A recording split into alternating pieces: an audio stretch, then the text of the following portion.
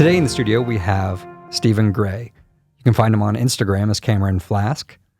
He is also a co-founder at Long Hollow Creatives, a co-working and co-studio creative space, which we'll be talking about today on the podcast. He is a commercial and architectural photographer here in Pensacola, Florida, shooting throughout the area.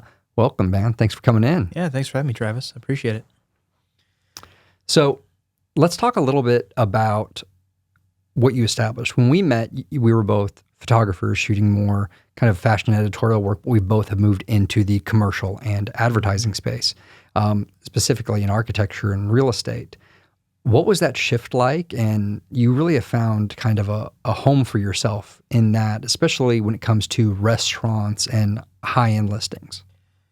Yeah, so it's been kind of an interesting journey. I started out just trying to do whatever I could. You know, I mean, when you and I met, we were both still students. I mean, I was in my bachelor's, you were in your master's, but we're still like in college trying to make everything work. And I feel like that trying to make it all work when all these things don't go together, but you're still trying to make everything work. You know, you're trying to fit square pegs in round holes. It's been really hard for me to shake that off because it was such a hard scrabble beginning. So I started out just taking photos for fun, you know, like we all do. And then I found I really enjoyed it. I was like, well, people pay people for this. Maybe I could make this my job because I'd love to make this my job.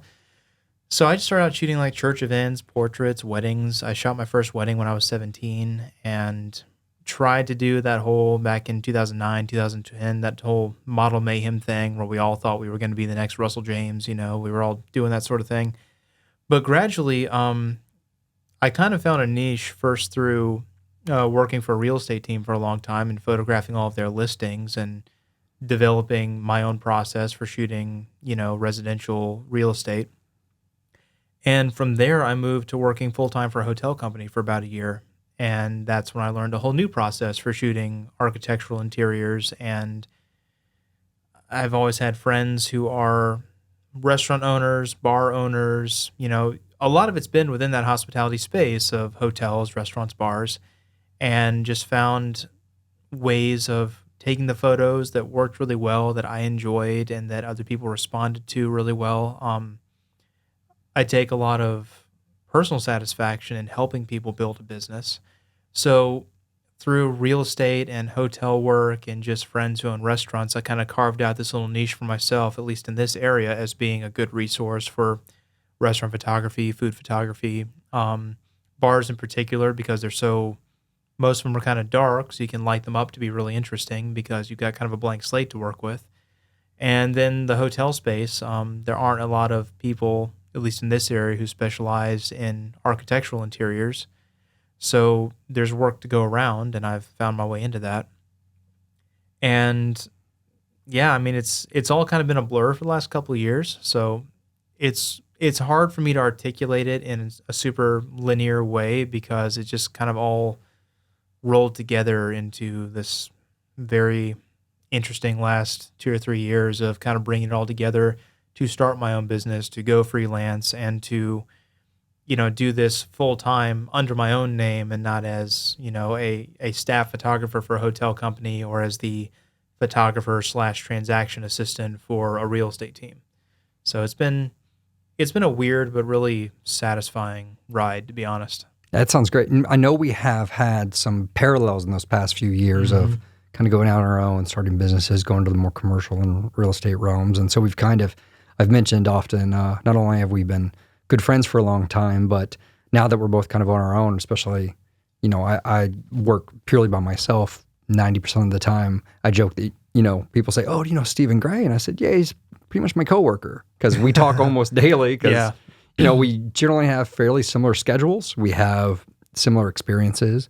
But going back, we also come from, you know, that passion photography generalist background.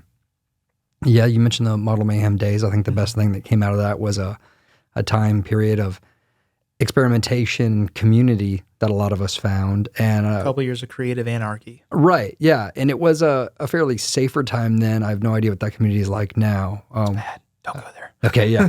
So I logged in the other day, and it's pretty terrifying. Yeah, it's been a long, long time since we were involved. But there were 2 or 3 years in our area where it was a good community.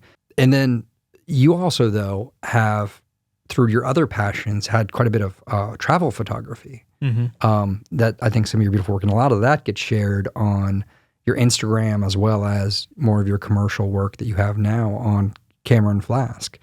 Yeah, I mean the cool thing about hotel photography, even working as a staff photographer as a freelancer, is it does take you places, and working with the company I used to work for full time, they kept me on as a contractor when I went freelance.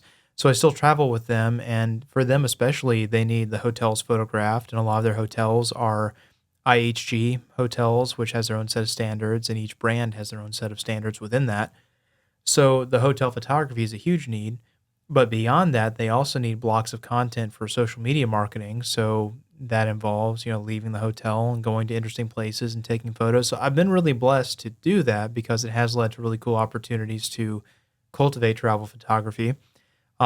What I've done for them through where it came into my Instagram and my online portfolio, my website and everything, that's got me a few good gigs with, travel magazines, that have sent me cool places to do things. And yeah, and some of the stuff you'll see on Instagram is just stuff I did personally. I've had the good opportunity to take a few cool trips. None recently. Being an entrepreneur is just living at the poverty line for a few years, So if you see me do something cool, I probably got paid for it. But a few years ago, before adulthood and responsibility set in, I did do some backpacking, and a lot of the travel content you see, I learned how to do it just by taking my camera with me on a personal trip and just carving out dedicated time to take the photos. Because, you can travel anywhere with a camera and just, hold down the shutter and just spray and pray images. But I mean, I always try to carve out time to really focus in and get some very, I guess thoughtful is kind of a pretentious word, but to put thought into a few standout images from every trip, just so I do have not just memories, on record, but also something I can cultivate as part of my portfolio and say, yeah, I may not have gotten paid for this, but it still looks pretty cool. Right. I could do this for you too, client XYZ, So I think that's great. And I think, and I know personally some of the images are more recent and some of them are older, but I think the skill I don't know if you're like me, but you have some of those older images from years ago, but you reprocess them with the updated talents and they get this whole new refresh and they look great. So I think, because you have always had solid composition and exposure, going in, updating the processing with them, I think people would think you took them, this past fall because they look so good still. They've held up really well. Yeah, and I'm really bad about living in the past. Like it's when I have a good memory, it's really hard for me to just like confine it to over there when it happened. So a lot of what I do on Instagram is an extension of like I was an old school Zanga blogger back in 2005. I've always enjoyed writing on the internet. So now Instagram has kind of become an extension of that, and I'll write like a little story around it of how I took the image or where I took the image or how I was feeling when I took the image. And because I'm still doing that with old images right now, I still have people who say, "So, bro, you've been traveling a lot. Where you been?" I was just like, "I've been on my couch, but it's all in the cloud." So I pull it and re-edit it. That's great, and that's kind of the illusion behind social media and Instagram. I think a lot is whenever you see somebody, let's pay attention. Whenever you see somebody who's been traveling constantly and they're always on these beautiful locations. Honestly, they took 3 trips that year and they've just vaulted it and they're just mining it for content. Because man, honestly, I mean, now that I'm 35, I feel like if I go on more than a couple trips a year, even if they're awesome, they get draining. So I like to be a homebody. But I want to move over and start talking to you about the main topic I wanted to sit down with you about, and that was something great you've been doing as one of the 4 co-founders of Long Hollow Creatives. I want to have you take us back and walk us through the entire story, even before you met the other co-founders and decided to move forward on it. Talk about the building, talk about when you came across that building, your first influences there, because this dream, I know, has gone back a lot longer than just the last couple of years for you. Yeah, so, for people who haven't heard about it yet, Long Hollow Creatives is the name we chose for the co-work space and co-op studio, which are reductive terms, but it's the best we have, that we've been working on in downtown Pensacola. So it's a very small space. We only have 6 desks that we rent out for people to use as office space, and upstairs is an open loft-style photo studio.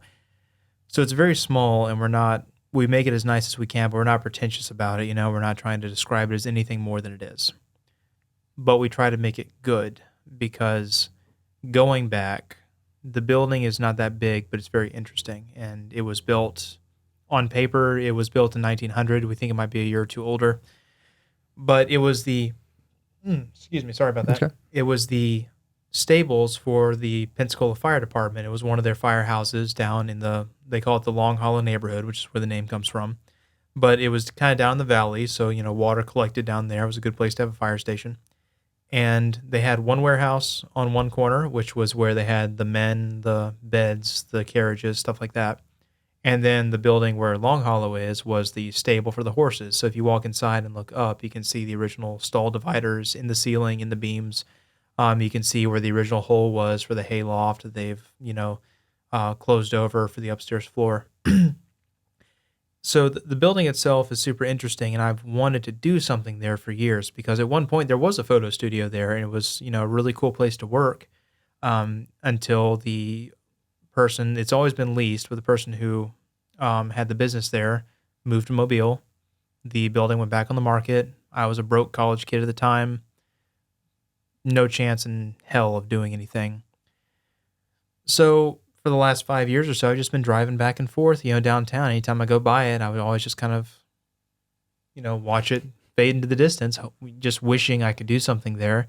And, what we do there now is kind of a snowball of everything it's been so far. So there was a photo studio there back in 2010, 2011. And then after that, it became a co-working space. And now we're doing both concepts in there because, there were great people there both times, but they always used either one floor or the other for one concept or the other. So when we came in, it was kind of a snowball effect of concepts and just looking at what had worked and what hadn't worked, not just there, but all over town, because we've never had a really stable studio space that stayed open. We've had a couple of co-op studios come and go in Pensacola. There was one at Long Hollow. There's one other that I believe is still in operation, but it's very small. You can't shoot very wide shots in there, or you can, but it's very difficult. So the Long Hollow space always attracted me because it was so open, because there's a 12-foot ceiling upstairs, which if you're in some place like New York or Atlanta or Denver, there's warehouse-style studios that are exponentially bigger than that. But for Pensacola, this is pretty much the apex of what you can get that's still climate-controlled. So we saw so many possibilities keeping the upstairs open, just letting the space be the space, and letting downstairs be a co-working space. And we found ways to make it happen. Our other partners, there's me and my wife, and then Rachel, one of the graphic designers that I worked with at the hotel company. She and her husband are our other partners in it, and we all bring a different skill set to it. Rachel has done all our branding and website and everything. I've done all the marketing materials and photography, and through the network I've built up around town, I've been able to help build buzz around it, get people in here to work. Corey is an insanely good woodworker, and he has built all our desks and all of the kitchen cabinetry, and as of, I think, this minute, he's over there working on the conference room wall, which we're putting up. And my wife has got a background in nonprofit administration, so she's been kind of the ghost of the machine, responding to leads and coordinating with contractors and doing everything that we've needed to do. And it was this whole concept, we didn't just do it to do it, we wanted it to be a resource for people because there's been co-work spaces, there's been studios, but we haven't yet found that all-in-one resource that we all wished we had had when we were getting started. I don't know how it was for you. When I started doing photography, it was just me and my camera, and this was a few years before YouTube tutorials took off, so there weren't as many like Peter McKinnon type people that you could find the top 5 things to do starting your photo business. That wasn't there back then. And it's not even that this was that long ago. It's just been such an exponential growth of information in the last few years. So we always wanted there to be a place where it wasn't too expensive to work out of there, but you also had a studio space to do photos. So that's why we decided to gear this whole space towards the working creative freelancer community, is because we want there to be that key word, a community around it, which it's overused. Everyone says, "Oh, we have a community around this, community around that." It's like, yeah, we don't want to drift into platitudes, but at the same time, having a place where you can get feedback or learn from someone else. We say we're geared towards first stage startups and 1 or 2 person companies who freelance.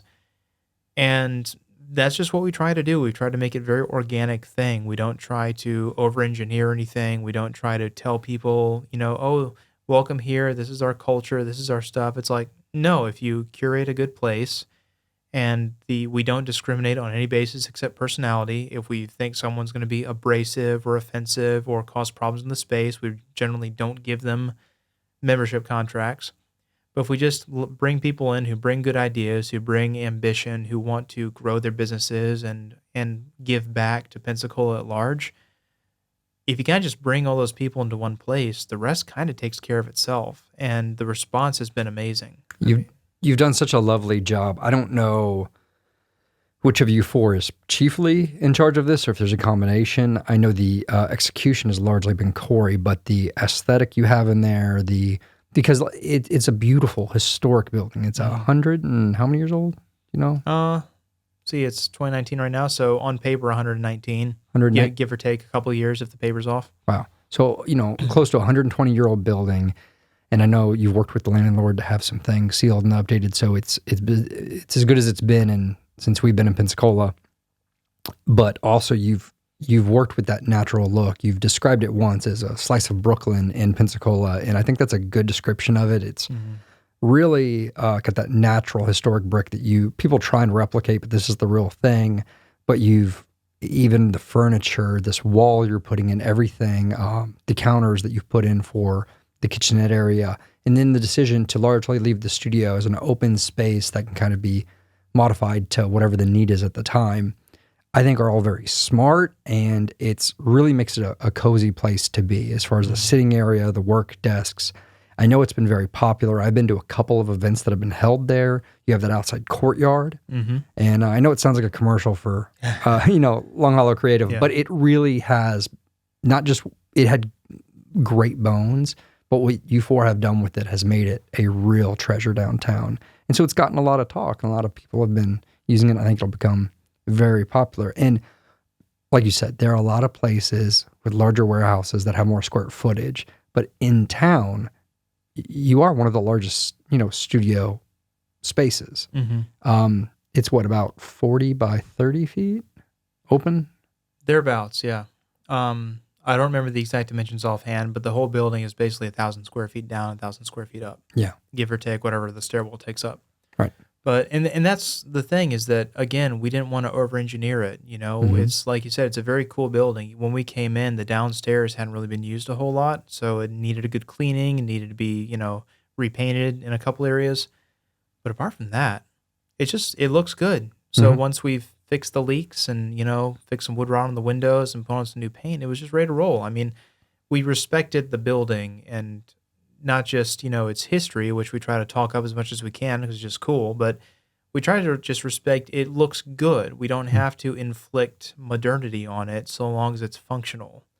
Because you already have like the downstairs with people working on laptops, you have people working on, very modern equipment. If you catch me there, if I'm editing after a shoot, I've got my camera here, my drone here, my computer here, and it's like a bat cave thing. But then the building itself is just timeless, so you don't need to like add stuff to it. Just let it be itself, and everything just kind of falls into place. Now, it has been everything we do is a 4-part decision, so we've all kind of round table what are our color choices, what are our furniture choices. But we were all pretty well aligned on putting things in there that would be timeless the way the building is. So, the couch we put in there, that was some Rachel and Corey found. And that could be from the 1940s. It could be from today. Like, we just wanted everything to kind of go in line with the building. And I don't want to deify the building, but it's a really cool building. We wanted to respect that about it. And, the conference room wall, one of our concerns was when you walk in the front door, it's a very symmetrical building and you've got brick and windows. We're like, we don't want to destroy the view. We want to still keep that first impact when you walk in. So we're like, okay, why don't we do factory style windows? So you have the separation. We can baffle the top, so we soundproof it a little bit, but you still can see through it and still get that effect of the building. Mm-hmm. And I think that's something that anyone who's looking to go into an area that's on the verge of getting popular, which we think the neighborhood we're in is going to be very much absorbed. We're kind of on the fringes of downtown right now. Mm-hmm. But I've heard some rumblings of developers, pitching ideas for new homes around it, and we're already just one block off of the main street, so we know we're going to be kind of absorbed into downtown soon. So it's important that the building is ready for that. And when you have a cool building that's going to be part of a larger community, and you're one of the first people in there, it's to respect that building, because that you're kind of setting the tone when you're in there early, which we just happened to be. It wasn't by design. It was just the rent was cheap and we could get it at the time. You know, we want to be positioned that we could kind of anchor whatever comes in next, and that we could be part of a cohesive part of the city. Pensacola just really has doubled down in the last few years on the whole maritime warehouse aesthetic, the history of the waterfront, everything. And we've had some new influences coming in, like the new the Southtown apartments and everything have very much the kind of urban residential aesthetic you're seeing in like Atlanta and Nashville and Asheville and other southern cities that are on the rise. But all the buildings that are historic are kind of maintaining their feel. And I think that's what we wanted to do as well, was even though our budget was minuscule by comparison, even though the building is tiny by comparison, we wanted to hang on to just how good it felt to walk in and just feel good, feel historic. It just has that timeless, just warmth, I guess is the word for it. Because even when we were still under construction, I would just go in there and just like sit. Now that we've established, where the inspiration came from and your deep Mm-hmm. love for the building and then the establishment with the other co-founders, what is, if not the group, what is your personal kind of ambition for Long Hollow Creatives going forward, or, Cameron Flask and Stephen Gray Photography? Like, what is it that you want to see happen? Say, this has been the last 5 years. What happens in the next 5 years? So as far as Long Hollow is concerned, I'm very content to just establish it as part of the fabric of the community and keep it small and make it better. I want it to be a resource for people who need it the way I needed it but didn't have it back in the day. Now, if an investor comes in and says, "Hey, we love the concept and we'd love to help you grow it," that's a conversation I would be glad to have. Like if someone wanted to help us, you know, do it on a larger scale, I'm not opposed to that, but for the time being, unless some sweetheart deal appears, I'm content to just let it be what it is. Because what it is now is pretty special. I mean, we have a great group of people working out of there. Everyone gets along. Everyone's just low maintenance and has a good time and just loves being there. I made the joke the other day, we've hit this stage where I'm like, well, pull up the rope ladder because everyone in the treehouse is pretty cool. But beyond that, I mean, again, if someone came around and wanted to help us finance a larger version of it somewhere, I'd be fine with that. I mean, but in the meantime, I'm content to let things stay small and kind of preserve the magic you sometimes have with a scrappy little startup. As for myself, I mean, Long Hollow has been a great credential builder, to say that, yes, I freelance for XYZ, and then also I've done this tangential brick and mortar project. I mean, I don't I don't try to market myself to individuals as far as like families, weddings, stuff like that. It's really not the sandbox I play in. I want to work with more businesses and business owners. And Long Hollow has been great credentials in front of business owners because I'm not just a dude with a camera who shows up. I also have real responsibilities that they understand. So it all kind of works together in that Long Hollow came around because I got into photography, and now Long Hollow being an ongoing project is helping with photography. So it's kind of been batting it back and forth like that. As for myself, I love the work being done in the high-end architectural space. I have a ton of respect for, there's big names like Mike Kelly, who's traveling all over the Mhm. world, works with F-stoppers on education. And then you don't hear about him as much, but lately I've been a huge fan of Daniel Newcomb out of Miami. And he's on Instagram as Architect Photo. And he is just, good God, he's an artist. Yeah, you showed his work with me. It's really good stuff. Every time he shoots a new project, I'm just sending it to you on Instagram, like, are you seeing this? But he's a true artist with light. A lot of photographers are using a masking process in Mhm. Photoshop, and I'm not saying he's not doing any of that, but his first priority, and he and I have messaged a little bit, is always to get the lighting right. Mhm. So when he shows like a pullback of behind the scenes, he's just got strobes pointed up and down everywhere to make these rooms look like just little slices of heaven. So that's in the long term, that's where I would like to work my way into, is to keep doing what I'm doing as far as commercial and architectural, helping people build their businesses and also establishing relationships because, I don't like to do a one and done with a client. And like if we get along, if there's no tension or frictions, if there's a good, if the personalities click, I want to keep working with them, not just for my living, but also if I like someone, respect them, I want to see them succeed. So I'm always looking for opportunities to, do a little bit extra for them, and not everything gets an invoice, but I just want to help them build something cool. One of the restaurants I'm working with right now, it's not far from where I live. So I was talking to the GM and I just said, hey, I'm right over here. If you are ever running a special or something, I'll zip down and take a few photos of it and bounce them back to you real quick. It's not a problem. And just little things like that I'm just trying to offer to people and to be.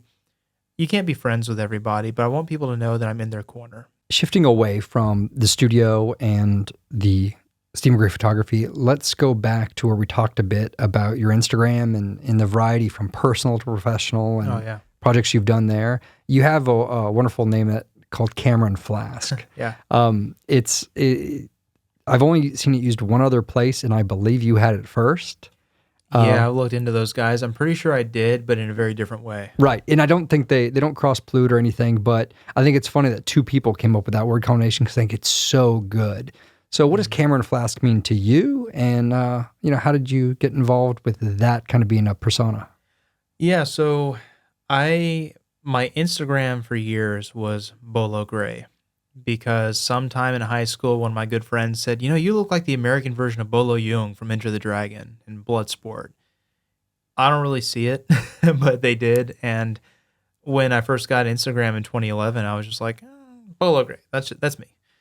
And I held on to that for years. And then once I got in with, it was when I started doing marketing photography for Old Hickory Whiskey Bar downtown that I kind of picked up whiskey as a hobby. And, I don't spend a lot of money on it. I don't keep a lot of whiskey at the house. But when I'm out, I like to taste it. When I'm shooting at Old Hickory, I shoot with a 50 millimeter lens most of the time. It's a prime. So one camera, one lens. It's pretty light. I can hold it with one hand. And usually I'll just like be sipping whiskey with the other hand while I shoot. And I just thought, oh, Cameron Flask has kind of got a nice ring to it, and it speaks to a lot of the whiskey photography that I do now. And I just adopted that one day, and I've tried to build a little kind of old school traveler ecosystem around it, where you have the old school travel writers who would always be on a train with like a sherry in their journal or a flask of whiskey in their backpack while hiking or something, and that may not come across 100% all the time, but that's kind of what's in the back of my head is that I want to be. I have so much affection for like old school adventure movies, old school adventure novels, travel writers. Rolf Potts in the modern day is just a personal hero of mine with his book Vagabonding and the way he advocates, long-term travel in contemporary sense. So that's kind of in the back of my mind, and I don't know how good I am at communicating that all the time. And Lord knows there's much more professional names I could go with the kind of work I'm trying to court these days. But it's kind of because I do shoot a lot of hospitality stuff where alcohol is a huge part of the photography, and the camera speaks for itself. It just kind of bridges the gap between me and the work that I do and the work I'd like to do and the thought process in my head that, the aspirational vision of myself that I have that I hope comes to life one day with the travel and everything. So kind of a messy answer, but that's kind of where it comes from. And, my Instagram has kind of become an extension of what blogging used to be. I have a blog on my website that I usually just copy and paste Instagram captions and the photos from Instagram to it because I'm just really bad at keeping up with a blog, whereas Instagram feels much more immediate and the response is so much greater that I feel like it's better use of time if I'm gonna write something. Hmm. Some people love it, some people criticize me for it, but I love doing a long form post like I referenced earlier to go with a photo or a set of photos because for me, my Instagram, it's a digital business card. Hmm. I always want it to be fairly recent when people look at it, and I want there to be like an attractive grid of photos. So I kind of adopted this pattern, you could say, of person, place, person, place, person, place, where, one photo will always be either a travel photo or an architectural shot. And then the next photo just has to have a person, even if they're tiny in the horizon or big in the foreground. I just want a person in there. As we wrap up, do you have any tips that you would give for our audience if they want to kind of establish some passion projects on maybe their Instagram or how to, converse with clients and starting a business? Yeah, I mean, so as far as Instagram goes, I was talking with someone about this the other day. I think the days of pitching are kind of done. I think if people look at your Instagram and they see you supporting other people, that's huge. So like with my Instagram, it's kind of because I write so much personal stuff to go with it, it's kind of like a running story a lot. But if I do a commercial project, I shout out the client as much as possible. I don't even say, oh, I did this. It's more like I say all the things I love about what they're doing. And doing that on Instagram and LinkedIn has actually gotten me more work. So, I mean, photographers always run the danger of trying to be the next so and so. Mm-hmm. So their Instagram becomes very self-indulgent. And for some people it works, for some people it doesn't. I think the people for whom it works are the minority. So I think if you make your Instagram super about your clients or about something constructive and not just, a song lyric or, just pictures of your friends, I think that helps as far as just Instagram itself goes. But as far as just plain old business practices, what's worked best for me is just getting to know people and never selling them on myself. I'm just like, yeah, this is what I do. If you want me to do it for you, I'd be happy to. But in the meantime, tell me more about this thing you're really into. Because people don't want to be sold. They don't want to hear about your product. They want to make sure they know who they're working with. Mm-hmm. And I think people really shoot themselves in the foot when they're trying too hard. It's like, oh, to network, you have to go to this networking meeting, which is always for some reason like 5:07 on a Thursday, which I can never make those things anyway. And truth be told, I don't want to, because here's the thing. People who go to networking meetings are the people who are trying to climb over the bodies to the next rung on the corporate ladder. I don't really trust them because I feel like there's always this element of competition that just comes with things like that. You'll notice, apart from you, because I've known you for umpteen years now, I don't hang out with many other photographers because there's that element of competition there, and there's always just some tension in the room. True, like networking and relationships are built on relationships. So, like if you go to, a social hour after work for networking where everyone has a name tag and, a glass of cheap wine, that's not a real interaction. Whereas if you say, hey, this week I'm gonna go to happy hour where business hours go to happy hour, but I'm not gonna talk about myself. I'm just gonna go sit at the bar, take $20. I always call it a $20 prescription. You go to a place where business owners like to go. It's a little more high end. Tuck in your shirt, wear decent shoes, sit at the bar, stay for 2 hours, and you spend $20. You order 3 cocktails for $5 a piece or a glass of wine or whatever, tip your bartender $5, and just talk for 2 hours and see who you meet. And those kinds of interactions, even though they seem kind of at random, when you're positioning yourself to meet people who are themselves very well connected or could possibly hire you, but you base your first meeting off of a real interaction and not a pitch, that's what makes people like you more and trust you, because you're going to where they go to relax and you're being relaxed. And it just yields dividends in the long term. Like I always say, if I'm good at anything, it's playing the long game. It took me 10 years to go freelance. I can stand to play the long game with a few clients now, and that's what I do. And that's what I've found. And it's not even for freelancers. Like anyone looking to make a career change, it's not going to happen on Indeed. It's not going to happen on, any sort of job recruiting website. It's going to happen through your network.